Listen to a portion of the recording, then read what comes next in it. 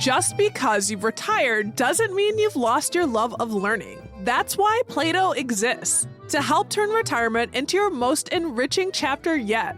Right now, join Play-Doh Madison and participate in new classes starting next week, February 17th. Join to learn about current events, explore the Hollywood musical, or workshop your writing or art with other intellectually curious adults. All of these classes and more are included in your Play-Doh membership, now just $30. Become a member today at platomadison.org. That's Plato Madison.org.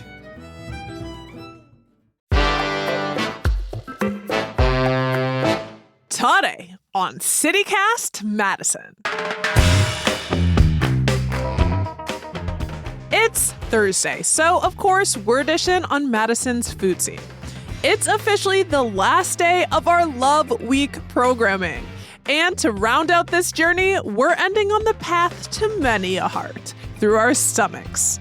Cooking for your Valentine can be the sweetest gift, as after all, food is the universal love language. So we invited well-established local chef Patrick O'Halloran of The Deliciouser to bring you his hot tips and recipe ideas for making a gourmet meal from home. From having a strong spice game to how to sear that steak right. It's Thursday, February 13th. I'm Bianca Martin, and here's what Madison's talking about.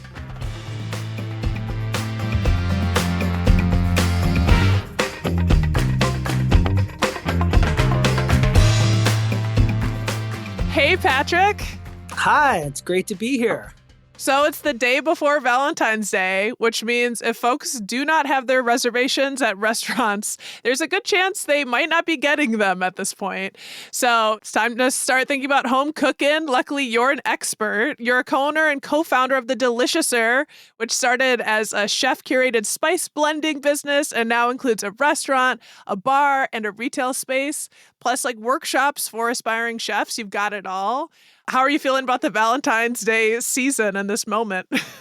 We're really excited about it every year. I have a long history in Madison of owning restaurants and cooking, mainly at Lombardino's. I spent 22 years as the chef partner there. And Valentine's Day, like you said, it's always a big day. And if you don't have those reservations by now, then you might want to get some Deliciouser spice blends and start thinking about what you're going to cook for your special person on Valentine's Day at home. Yeah. Home cooking time, folks. That's the way I'm going this year. So I'm really stoked to be talking with you. So let's get into it. If folks are planning to cook from home for their Valentine's Day dinner, where should they start when they're considering heading to the grocery store? Like, what questions should they be asking of themselves? What are you thinking about? I always like to go down the rabbit hole a little bit about like the history of things. So Valentine's Day, San Valentino, started in Italy. It was passing love notes back and forth. So I like to come at it from an Italian perspective. And then it's what does your special someone like to eat? You know, are you vegan? Are you vegetarian, pescatarian? We have so many different ways you can go. And one of my favorite things to do is hit the grocery store. I can spend hours in the market just looking at the seafood displays and everything. So this is the day you want to splash out a little bit on something special, whether that's a nice bottle of wine or some bubbly, a great cheese, or even a little bit of caviar.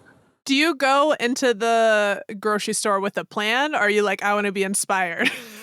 I think it's the latter, really. You know, you want to see what looks good on the day. Sometimes you'll be like, I'm in the mood for this. Or I'm going to do steak this Valentine's Day for two. It's always good to keep an open mind and kind of look at what looks best in the market, especially if you're going to shop at places locally like the co-op or something that will have a little bit of local stuff still out there that's being grown, and just take advantage of whatever's in season and what looks the best. First of all, I just want to say, yes, think about the other person and what they like. That's a really great piece of advice. Don't overlook that part. And then another thing you mentioned, maybe this is a time to splurge a little bit or go a little nicer, you know, for your sweetie or for yourself or whoever you're cooking for. What are some ingredients that like upping the quality really has a big impact? For some reason, my mind goes to fish and meats. I know that we have some great butcher shops, Conscious Carnivore, for example. You can get some locally raised meat where you might want to spend a little bit more for something special. Go to one of the great seafood markets in town. You want to get the best, freshest looking product. Which are the great seafood places? Because I've actually looked recently and I'm like, I don't know. Yeah, we like the Seafood Center over on the west side, but I live near Whole Foods, so that's my kind of default. It's either Whole Foods or the Metcalf stores usually have a great seafood counter as well. And the benefit of the Metcalf stores is then you can pick up your delicious spices right there too. Oh, there you go. I did want to talk. I mean, obviously, I want to talk about spices with you. As somebody who buys a lot of spices, I certainly have some that are old. Like, is that one of those things that might actually have an impact on my cooking if my paprika is from 7 years ago? Yeah, that's true. We have the same problem at our own house. I'm kind of a condiment king, so my fridge and my drawers are full of every kind of condiment and oftentimes expired. Yeah, it's like a crayon box. Gotta have them all. Yeah.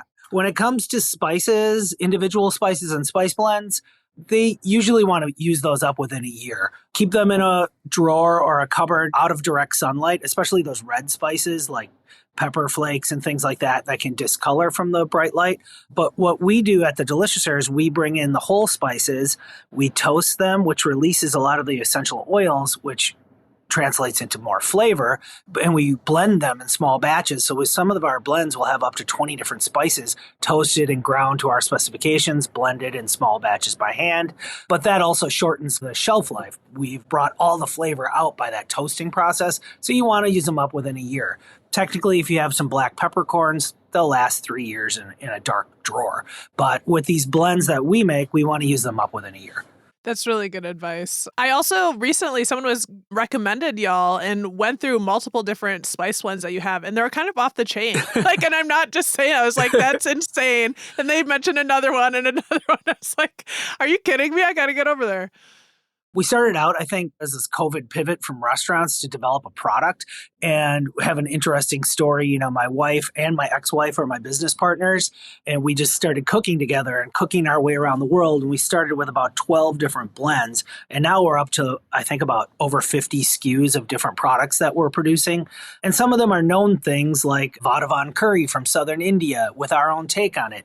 Other ones we developed ourselves, like Taste Like Victory is like straight out of my brain. It was a green and gold spice blend made from green hatch chilies and sweet onions and turmeric.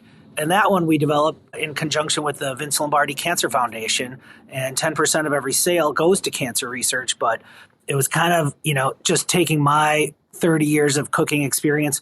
Marcia, my ex-wife, is also a trained chef and partner at the Old Fashioned downtown. So she has years of cooking experience, and we mashed that all together. And we come up with some kind of crazy, wacky things. I love the green and gold. Go pack. Do you have any specific spices from your collection that y'all sell that you think are keen for Valentine's Day? We have a number of spices that include an organic rose petal in them. Our Herbes de Provence is really beautiful, full of great texture. That's something that goes so well with like goat cheese, or if you're going to take a leap and do like a lamb ragu with some fresh pasta, it's just the perfect spice for that. Ras el Hanout, a little bit of a Moroccan vibe there. You can braise some chicken. If you're vegetarian, great with lentils and chickpeas, dal, that sort of thing. Also has those rose petals in it, so it's got that celebratory feel to it. But then our signature seasoning is French tarragon with organic orange peel and toasted coriander and some funky fermented black lime. So if you're going the seafood route, that is a beautiful spice on seafood. Those all sound romantic enough for me. Way above passing muster or whatever the phrase is. You have such deep culinary skills, and we want to talk to you about advice for people who are cooking the meals. So we've been talking about spices, which spice up anything. Let's talk about, if we could break it down by skill, getting recommendations for cooking. Starting with someone who's pretty new, but they're looking to impress their date. What might you suggest they cook? Well, I just did a workshop Saturday afternoon that was about curries. And so we have all these recipes on our website that you can link to. And so taking any one of our curry blends, whether it's Burberry from North Africa or Night Market from Thailand or the Vadavan from Southern India, you can make a really simple curry paste out of that, add a can of coconut cream, and then just throw in any kind of vegetables, tofu, mushrooms, even shrimp, simmer that for just 2-3 minutes, and you have this really well-balanced depth of flavor. And it looks like you put a lot of effort in, but my goal here and kind of the mandate of the Deliciouser is to cook along with you and make cooking fun and make it really easy. I immediately thought of the first meal that I cooked in my slow cooker was a curry. And I was like, am I incredible? Like, it tasted so good. And now you're like, that's for beginners. I'm like, okay, that tracks. But also so powerful, so full of flavor. I love that. So let's go to the next level for folks who they already have some chops. They're pretty good cooks. Maybe they cook for their partner pretty often and know what they're doing in the kitchen. What are some meal or recipe recommendations you'd go for there? One of the first things that we started 4 years ago, one of the first questions we always get is, what do you have to put on a steak? This seems like the holiday you might splash out for a nice cut of meat, a nice thick New York strip, a porterhouse, a ribeye, and we love to cook those. And my technique on that is bring that meat out of the refrigerator about 2 hours before you're going to cook it and season it. And we have this great seasoning we just released before Christmas called Supper Club Steak Rub. It's our perfect steak seasoning. So you rub that on there, and that's got a lot of Spanish smoked paprika, toasted coriander and fennel, an alderwood smoked sea salt that we bring in from the Pacific Northwest, all blended together. So you rub that on, then you sear it undisturbed. That's the one thing. You put it on a hot grill or in a hot pan, and you let that sear for a minute or two.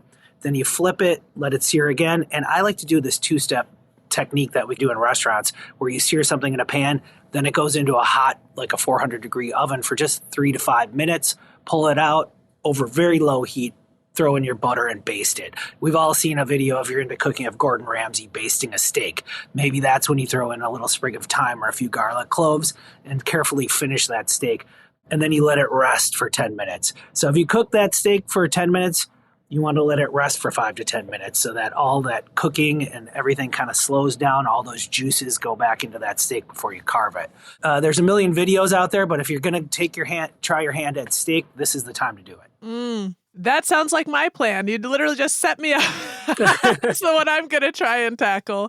We're here talking with Patrick O'Halloran, the co-founder and co-owner of the Deliciouser, about how to cook from home for this Valentine's Day. We're going to keep our conversation going, but first we're going to take a quick break.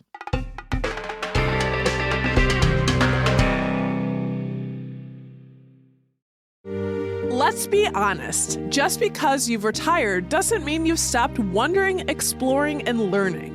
That's why Play-Doh is here. It's here to help you turn retirement into your most curious and enriching chapter yet. Play-Doh Madison connects intellectually curious adults through special interest classes, fascinating lectures, social activities, and cultural outings around Wisconsin. Right now, you can join Play-Doh and participate in these upcoming classes. Try chair yoga, explore the musical evolution of the Beatles, or dive into the nuances of global affairs. All of these classes and more are included in a Play-Doh membership. Plus, it's more affordable than ever to invest in your love of learning. Half your memberships are only $30. Become a member today at PlayDohMadison.org. That's PLATO Madison.org. Don't wait. New classes start next week on February 17th. Hey, Fidelity. What's it cost to invest with the Fidelity app? Start with as little as $1 with no account fees or trade commissions on U.S. stocks and ETFs. That's music to my ears. I can only talk. Investing involves risk, including risk of loss. Zero account fees apply to retail brokerage accounts only. Sell order assessment fee not included. A limited number of ETFs are subject to a transaction-based service fee of $100. See full list at fidelity.com/commissions. Fidelity Brokerage Services, LLC, member NYSE, SIPC. So we've had some excellent ideas for beginners and people who know what they're doing in the kitchen. How about those who fancy themselves master chefs? Do you have any ideas for someone as a self-identified home chef? Well, then you're going to want to get into how does that plate look? You want to create different textures and different colors on the plate. So be mindful of those things. When I'm putting a dish together, I might think about, oh, I want to have a puree of parsnips and ginger underneath this nicely cooked piece of fish, but then I want to bring in a vegetable element and an herbal element. So it's that whole picture. How does all this work together? Like we have a dish on our menu here at the restaurant right now where we make a glaze out of our miso yaki spice blend, and we have wild caught black cod that we glaze with this and cook, and we put it over that parsnip puree with a little bit of ginger in it. We have this beautiful heirloom ginger from Vietnam that we bring in, and then we pair it with mushrooms. So I was just talking to a guest over the weekend, and he said, I never occurred to me to roast mushrooms and pair that with fish and red wine. That's kind of a different take on fish. And I like to bring that up because we use a lot of local ingredients. So Vitruvian Farms locally, they have a ton of mushrooms, so you can buy local all throughout the winter. That's another way to bring some local flair to your plate and also, switch it up a little bit, give people a little bit of a different take on what a plate of fish could be. Yes, we love that. Buy local. We love Vitruvian Farms. We love you guys. Also, yeah, mushrooms, they're kind of king. There's so much you can do with them, especially probably I don't know if you have any advice for, I guess, vegan dishes. We do a few things here. We have a lot of Mediterranean type spices like our za'atar and our baharat, our berberi. And I love to braise vegetables or roast vegetables, especially cauliflower, broccoli, those kinds of things. You can still get some local carrots and root vegetables like the parsnips. And then we season them with those Mediterranean spices. And when I was talking about texture, I like to bring in maybe a little bit of a pickled pepper in there, maybe some toasted pine nuts, and then fresh parsley, mint, and dill to make it really pop.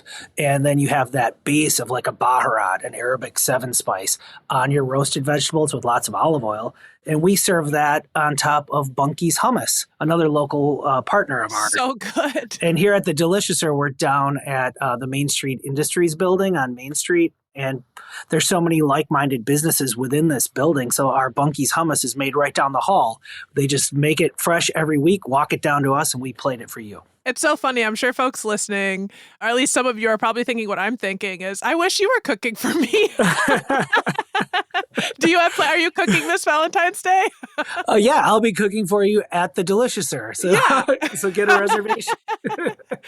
Oh my gosh, that sounds so incredible, all of those recommendations. We do want to ask, you co-own the Deliciouser with your wife and your ex-wife. And you mentioned, y'all have come up with a lot of your ideas cooking together. So I feel like you're uniquely suited to answer this next question, which is like, should couples cook together? Like, what are the pros and cons? Well, if you go in with the right mindset, I guess I would say. So my wife, Michelle, is always, people are always coming up to her. It must be so great being married to a chef. And she says, well, he doesn't like to cook at home. And if you like to wash dishes, it's great. In this business, oftentimes we eat our meals standing up right before y'all come into the restaurant, or at night I get home and stand up in my kitchen and eat. And then I never sit down because once I sit down, I know that I'm done working.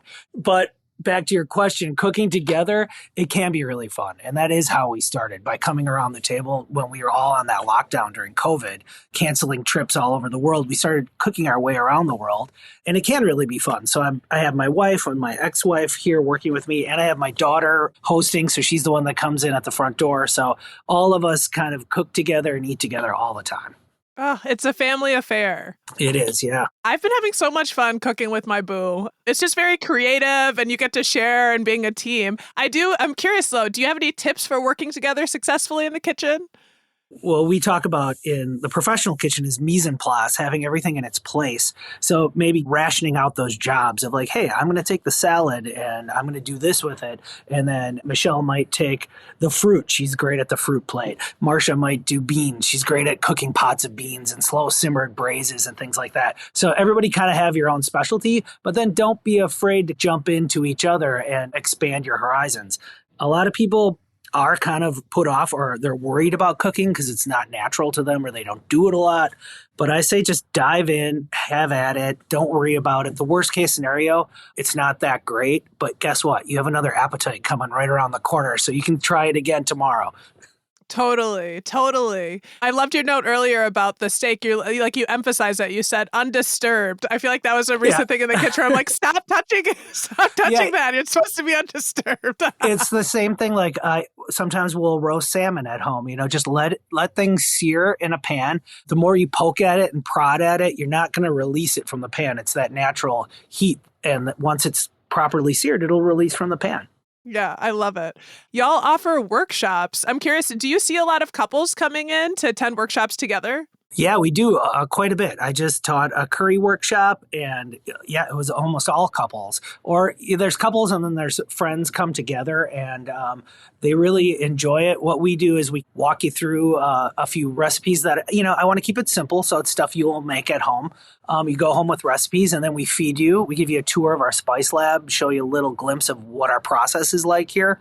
And then we have one coming up on the 16th, which is a chocolate truffle workshop with Michelle Mao, who's our pastry chef. So for a little bit of a late Valentine's Day treat, you can come in and learn how to make chocolate truffles. That's the best.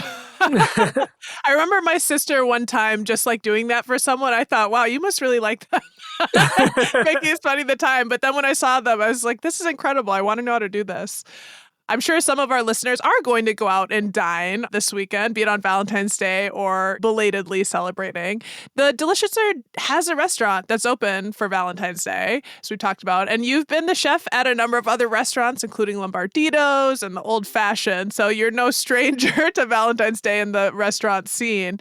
What do you think diners should know or keep in mind before they head out for dinner on V-Day?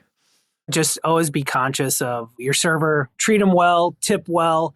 Valentine's Day is traditionally like a very long night in the restaurant industry. We're used to, all different size parties and large groups, and Valentine's Day is typically just tables of two.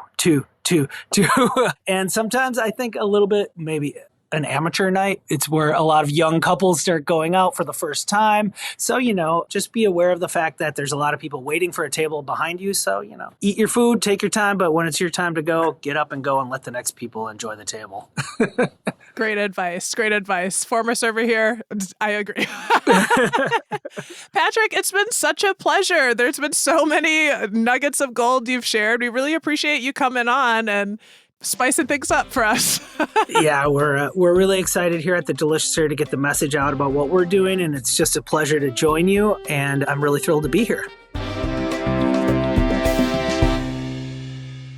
That's Chef Patrick O'Halloran of the Deliciouser, giving you tips on how to make your Valentine a gourmet meal from home.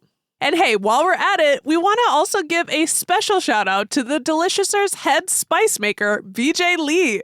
Thank you for being a CityCast Madison stan. Want you to know that we stan you as much as you stan us.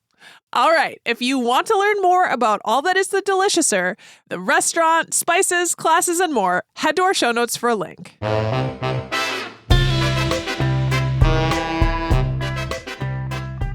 That's all for today here on CityCast Madison. I'm Bianca Martin, your host. If you enjoyed the show, why not share this episode with a budding chef in your life? All right, we'll be back tomorrow morning with more stories from around the city. Until then, eat so well.